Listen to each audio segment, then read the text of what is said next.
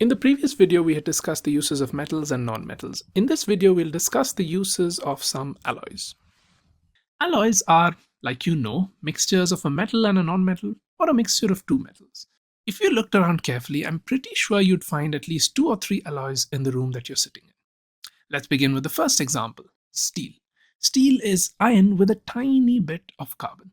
The amount of carbon is usually 0.5% and at the max around 2%, not more than that.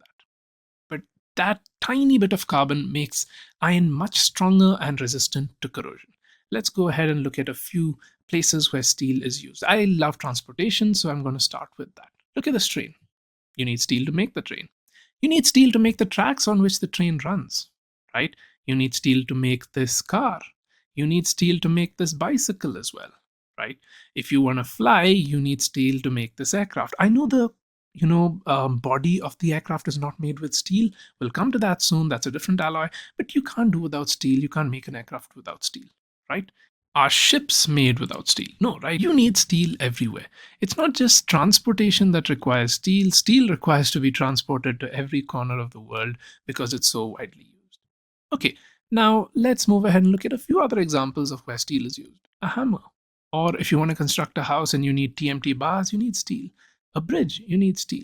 Steel is there everywhere. Let's go to the next alloy, and that's stainless steel. This, though sounds like steel, is a little different. This is made up of iron, chromium, nickel, and molybdenum. You'll see stainless steel in your kitchen a lot, whether it's the spoon or glasses or a plate or a knife or even the vessels. They're most probably going to have some stainless steel. Okay. What about other alloys? Let's move on to, say, solder. Solder is made of tin and lead.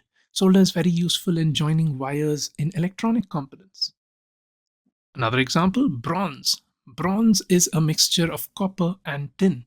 A few examples of where bronze is used is strings, bells, even statues. Bronze is used there. Let's pick up another example. What about the ancient example, brass? That's basically copper plus zinc. Brass is used for doorknobs. Brass is used to make trumpets, other musical instruments. Brass is used to make taps. Okay, another example, nichrome.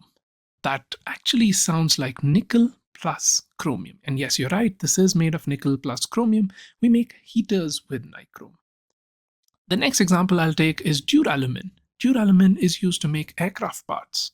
And duralumin is basically aluminium plus copper plus magnesium plus manganese.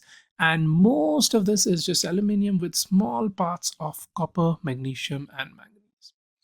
The next example I'll pick up is Magnalium. Yeah, all of these names kind of give it away of what they're made up of. This is basically magnesium and aluminium, and it is used in flights as well.